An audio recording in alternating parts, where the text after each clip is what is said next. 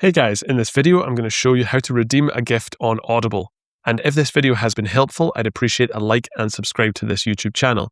So basically I'm on Google Chrome, I've logged into Audible and I've signed into my account as well.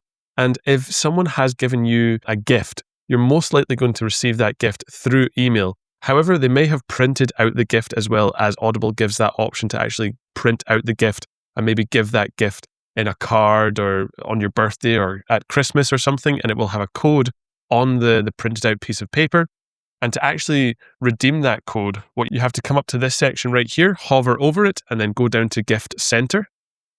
And then from there, what you need to do is go over to this button that says Redeem Your Gift, press that. And now we have this section right here where we can start typing in your code.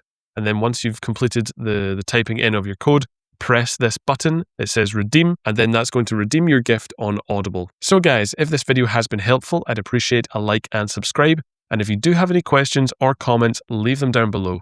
Thanks very much.